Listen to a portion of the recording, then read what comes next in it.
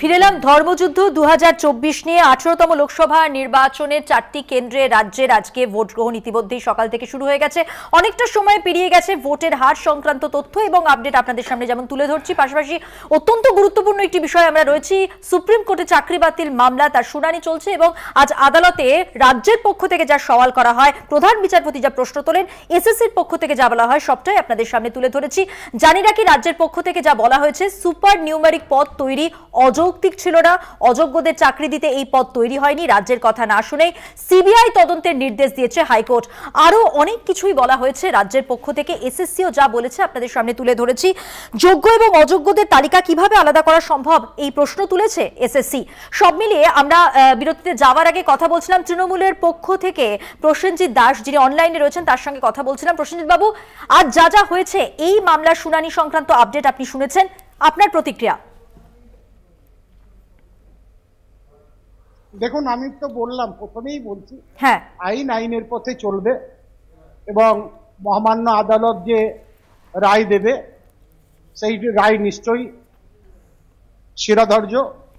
তো এখনো পর্যন্ত সওয়াল চলছে, কি সিদ্ধান্তে আসে সেটা দেখা যাক।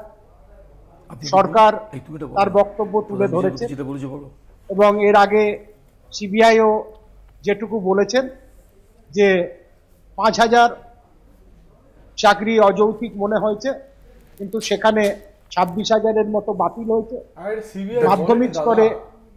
প্রসেনজিৎ বাবু, আপনাকে একটু বিচারপতির কথা বলে রাখি, শীর্ষ আদালতের কথা বলে রাখি। এসএসসি দায়িত্ববানের মতো কাজ করেনি, যেমন বলা হয়েছে সুপ্রিম কোর্টের পক্ষ থেকে। পাশাপাশি প্রধান বিচারপতি প্রশ্ন তুলেছেন, ওএমআর শিট কেন নষ্ট করা হয়েছে এবং এই কাজ দায়িত্বশীল কাজে হয়নি। এই যে প্রশ্নগুলো বিচারপতির এবং এসএসসির পক্ষ থেকে যা বলা হচ্ছে, আপনারা যা সওয়াল করছেন, সব মিলিয়ে কি মনে হচ্ছে এই পর্যবেক্ষণকে? আপনাকে বলি, সেটা এসএসসির পক্ষ থেকে তার জবাব দেয়া হবে, আমি তো তার জবাব দেবো না। আমি একটা কথাই বলছি, আইন আইনের পথে চলবে। যদি কেউ অন্যায় করে থাকে তার বিরুদ্ধে ব্যবস্থা গ্রহণ করবে, নিশ্চয়ই করবে। যদি কেউ অন্যায় করে থাকে তার যা শাস্তি হবার হবে। আর যদি বলেন না এসএসসি কি উত্তর দেবে সেটা এসএসসি ঠিক করবে, আমি তা ঠিক করব না। আর ওইসব চোরগুলো বসে স্টুডিওতে কি বলবে তার উত্তরও আমি দেবো না। আমি যেটা বলছি, আইন আইনের পথে চলবে। আমাদের দল এটাই মনে করে যে যদি কেউ অন্যায় করে থাকে তার বিরুদ্ধে কঠোর ব্যবস্থা গ্রহণ হোক, তাতে দলের কোনো আপত্তি থাকবে না। এর আগে পার্থ চট্টোপাধ্যায়ের ক্ষেত্রেও দেখেছেন, দল থেকে তাকে বার করে দেওয়া হয়েছে। তো সুতরাং অনেককেই বার করে দেওয়া হয়েছে। আমাদের দল কোনো অন্যায়ের সাথে আপোষ করেনি, করবে না। যেখানে অভিষেক ব্যানার্জি সম্পৃক্ত, সেখানে অন্যায়ের কোনো প্রশ্নই নাই। আপোষ করবেন কি করে? সম্পৃক্ত ওই চোরগুলো যারা বড় বড় কথা বলে, আপনাদের অনুব্রত বাবু কি হলো? সাধু লোক অনুব্রত বাবু, মানুষ জিরো, জ্যোতিপ্রিয় মল্লিক। আচ্ছা প্রসেনজিৎ বাবু, আমি বুঝলাম আপনি বলতে চাইছেন যে যারা চুরি করেছে বলুন বা যা যা অভিযোগ রয়েছে তাদের দল অ্যাকসেপ্ট করেনি, দল তাদের বের করে দিয়েছে এবং আপনি বলছেন আইন আইনের পথে চলবে। ঠিক আছে, আপনার বক্তব্য স্পষ্ট হয়েছে। আমি ছোট করে জেনে নেব কি বলতে চাইছেন। প্রীতম বাবু বলে নিন, তারপর আমরা নির্বাচন সংক্রান্ত খবরে আসবো। কথা হচ্ছে যে মমতা ব্যানার্জির বিরুদ্ধে কবে স্টেপ নেবে, তার কারণ হচ্ছে এসএসসি চেয়ারম্যান রিক্রুটমেন্ট করেন ক্যাবিনেট, সেই ক্যাবিনেটের মাথায় রয়েছেন মমতা ব্যানার্জি। সেই এসএসসি চেয়ারম্যান এখন জেলে, সেই মন্ত্রী এখন জেলে। আর ববি হাকিম অলরেডি বলে দিয়েছে যে এই পুরো ঘটনা যা ডিসিশন মেকিং হয়েছে সবটাই ক্যাবিনেটে হয়েছে এবং ক্যাবিনেটের মাথায় কে আছে? মমতা ব্যানার্জি। হাইকোর্টও সেই প্রতিলিপিতে যে রায় দিয়েছে সেখানে বলে দিয়েছে যে যেগুলো চুরি করেছে, যে অভিষেক ব্যানার্জি আর মমতা ব্যানার্জি যেই চাকরিগুলো বিক্রি করেছে সেই চাকরিগুলো বৈধতা দেওয়ার জন্য আমাদের ট্যাক্সের টাকা ওরা এই সুপার নিউমেরিক পোস্ট আবার ক্রিয়েট করেছিল, সেটা অলরেডি আছে। এবং আজকে আমাদের প্রধান বিচারপতি মিস্টার চন্দ্রচূড় তিনিও কিন্তু এটার প্রশ্ন তুলেছেন। যে সুতরাং দেখা যাক কি রায় দেন, কিন্তু কথাটা হচ্ছে যে অলরেডি প্রশ্ন তোলা হয়ে গেছে যে এই পোস্টটা কেন ক্রিয়েট করেছে। অলরেডি ভারতবর্ষে যত বড় বড় চোর আছে তাদের সাথে কিসের জন্য কেন নষ্ট করেছেন? কার অঙ্গুলি থেকে এই চোর মমতা ব্যানার্জি অঙ্গুলি বড় বড় টাকা যায়। আচ্ছা এই প্রসঙ্গে আসছি প্রীতম বাবু, প্রসেনজিৎ বাবু, এই প্রসঙ্গে আসছি। আমি একটু নির্বাচনের খবর দেখে নেব, একটু আপডেট দেব নির্বাচন সংক্রান্ত। মালদার গাজল থেকে রয়েছে আমাদের বিশেষ প্রতিনিধি দীপ্তিমান ভট্টাচার্য। কি বলছেন দীপ্তিমান? সরাসরি শুনে নেব তার কাছ থেকে। দীপ্তিমান। দেখো সকাল থেকে কিন্তু ভোট শুরু হয়েছে এবং উত্তর মালদায় বেশ কয়েকটি জায়গায় শান্তিপূর্ণভাবে পুরোটাই শান্তিপূর্ণভাবে ভোট চলছে।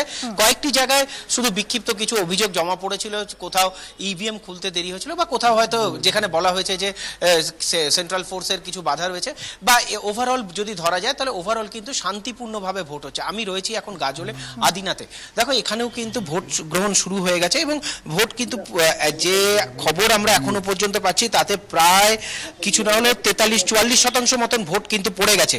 এই 44% ভোট কিন্তু ইতিমধ্যেই পড়ে গেছে এখানে উত্তর মালদায়। এবং এই জায়গাগুলোতে কিন্তু সব থেকে বড় বিষয় যেটা, যে তোমাকে এর আগেও প্রত্যেকটা ভোটেই কিন্তু আমরা মধুমন্তী যেটা লক্ষ্য করেছি যে মহিলা ভোটারদের লাইন। আজকে সকালবেলায় ওয়েদারটা কিন্তু খুব ভালো ছিল, যার জন্য সকালে কিন্তু লম্বা লাইন নজরে পড়েছে। বেলা বাড়ার সঙ্গে সঙ্গে কিন্তু যত তাপমাত্রা বাড়ার সঙ্গে সঙ্গে এখানে কিন্তু লাইনে কিন্তু একটু ঘাটতি দেখা যাচ্ছে। কিন্তু এখনো পর্যন্ত দাসকে বলবো আমার ক্যামেরা পার্সন একটু লাইনটা দেখাতে, তুমি দেখতে পাবে কিন্তু এখানে কিন্তু সমান লাইন রয়েছে। এখানে মোট 3টে আর 5টা বুথ রয়েছে, 5টা বুথেই কিন্তু এরকম লম্বা লম্বা লাইন দেখা যাচ্ছে এবং মহিলারাও কিন্তু রয়েছেন। অর্থাৎ এই যে বুথের লাইন, এবং সকাল থেকে কোনো জায়গায় কোনো অপ্রীতিকর কোনো ঘটনা ঘটেনি। উত্তর মালদার পুরো কেন্দ্রে কিন্তু যে কটা 7টা বিধানসভা নিয়ে ভোট হচ্ছে, এই 7টা বিধানসভার এখানে 7টা জায়গাতেই কিন্তু শান্তিপূর্ণভাবেই ভোট হচ্ছে এখনো পর্যন্ত যা খবর রয়েছে। এখনো পর্যন্ত শান্তিপূর্ণভাবে ভোট গ্রহণ চলছে, ভোট দান চলছে, সব মিলিয়ে যা আপডেট আমাদের সামনে তুলে ধরলেন আমাদের বিশেষ প্রতিনিধি দীপ্তিমান ভট্টাচার্য। আপাতত দীপ্তিমান, তোমাকে ধন্যবাদ, তুমি নজর রাখো। আমরা নির্বাচন সংক্রান্ত খবরে অবশ্যই নজর রাখবো, কিন্তু যে গুরুত্বপূর্ণ খবরে নজর রয়েছে, সুপ্রিম কোর্টে চাকরি বাতিল মামলার শুনানি চলছে। আদালতে যা যা হচ্ছে সওয়াল জবাব আপনাদের সামনে আমরা তুলে ধরছি সময়ের সঙ্গে সঙ্গে। জানিয়ে রাখি, চাকরিহারাদের আইনজীবী তিনি এবার সওয়াল শুরু করেছেন। গৌতমবাবু কি বলছিলেন বলুন। আমি বলতে চাইছি 3টে কথা, একদম 3টে স্পেসিফিক কথা। মুখ্যমন্ত্রী এন্টায়ার ক্যাবিনেটকে নিয়ে যে সুপার নিউমেরিক পোস্ট তৈরি করেছিলেন এটা বেআইন, এবং সুপ্রিম কোর্ট এই রায়ের দিকেই যাবে, এইটাই রায় দেবে। দ্বিতীয় বিষয় হচ্ছে, সুপ্রিম কোর্ট অলরেডি প্রধান বিচারপতি বলে দিয়েছেন যে প্রধান বিচারপতি সুপ্রিম কোর্টের অলরেডি বলে দিয়েছেন যে এই যে নাইসাকে যে তোমরা দিয়েছো ওএমআর প্রিজার্ভ করার ব্যাপারে, তোমাদের কাছে কেন সেকেন্ডারি কোন ধরনের কোন সিট থাকলো না, এবং তুমি কেন পর্যবেক্ষণটাকে স্থির রাখতে পারলে না? তৃতীয় বিষয় হচ্ছে, গতকালও এসএসসি চেয়ারম্যান বলেছেন যে আমরা যোগ্য অযোগ্যকে ডিমার্কেট করতে পারবো। অনলাইন বলেছেন, অন ক্যামেরা বলেছেন যে আমরা যোগ্য অযোগ্যকে ডিমার্কেট করতে পারবো। আর আজকে সুপ্রিম কোর্টে তারা বলছেন যে আমরা যোগ্য অযোগ্যদের লিস্ট দিতে পারবো না।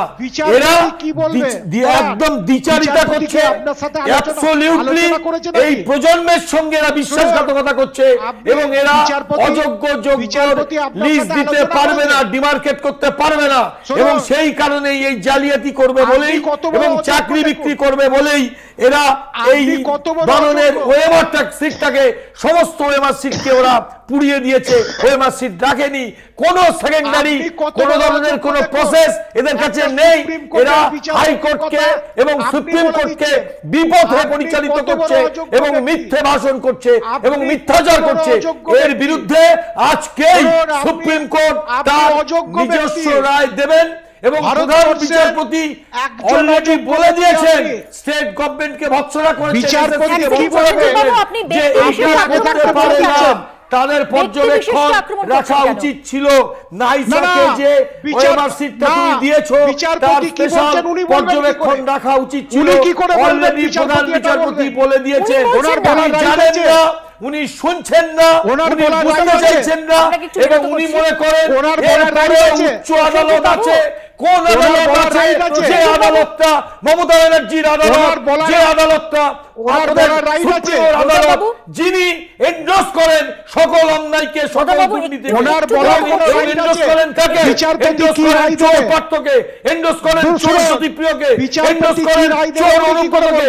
তাদেরকে সাধুবাদ জানান এবং তাদেরকে ভালো ছেলে বলেন। চোর তো আপনারা, আপনারা তো পশ্চিম বাংলা থেকে 34 বছর বিক্রি করেছেন, লজ্জা করে না? বিচারপতি যা বলেছেন সেই খবরটা আপনার কাছে রয়েছে, আমার কাছেও রয়েছে। উনি বললেন উনি বলেননি বিচারপতি কি বলেছেন সেটা উনি বলেননি। এক নম্বর পয়েন্ট, এই রায় দেবে। আপনি এই রায় তো দিয়েছেন, এই রায় তো দিয়েছেন যে নাইসাকে দিয়ে তুমি পর্যবেক্ষণ রাখা উচিত ছিল। তুমি শুধু নাইসার উপরে ডিপেন্ড করলে কেন? ওএমআর সিটটা নষ্ট করলে কেন? এই রায়টাই দিয়েছে। জিজ্ঞেস করুন রায়টা শুনুন, আপনি রিভিউ করুন। আমার শুনতে হবে না, জাস্ট লিসেন। রিভিউ করুন। প্রসেনজিৎ বাবু, আপনাকে জানিয়ে রাখি, কিছু জানেন না, কিছু করেন না, কথা ঘোরাচ্ছেন, একদম তর্ক করে যাচ্ছেন, অন্যায়ভাবে তর্ক করছেন, রাজবাড়ি করছেন। এটা ভোট নয়, এটা আইন। জিজ্ঞেস করুন, ওনাকে জিজ্ঞেস করুন, কথা বলছেন, যিনি অ্যাঙ্কারিং করছেন তার কাছে শুনুন। আপনি মিথ্যা কথা বলছেন, জাস্ট লিসেন। প্রসেনজিৎ বাবু, আপনি একটু থামুন, একটু বিরত করুন। 34 বছর করেছে, এর সঙ্গে 34 বছর কথা বলছেন। আমি আবার একটা কথা আপনাকে বলে রাখি, প্রধান বিচারপতি 34 বছর আপনি এটা শুনুন। কেন 2022 সালে সুপার নিউমারিক পোস্ট তৈরি করার সিদ্ধান্ত নেওয়া হয়েছিল, এই প্রশ্নই আজ প্রধান বিচারপতি করেন, এবং তারপর যা যা হয়েছে আপনার সামনে স্পষ্ট। আপনি আরো একবার ঠিক কি হয়েছে জানুন। আমরা একটা বিরতি নিয়ে ফিরছি, আপনার কাছেই আসবো, আপনি স্পষ্ট করে জেনে নিন ঠিক কি হয়েছে। তারপরে প্রধান বিচারপতি কি বলেছেন সেটা উনি বলেননি, এবং অবশ্যই আপনার কাছে অনুরোধ করব ব্যক্তি বিশেষকে আক্রমণ করবেন না। আমরা এই আলোচনা নিয়ে ফিরছি, একটা ছোট্ট বিরতি নিতেই হচ্ছে, আপনাকে বিরত থাকতেই হচ্ছে, বিরতির পর ফিরছি আলোচনা। প্রধান বিচারপতির রায়টা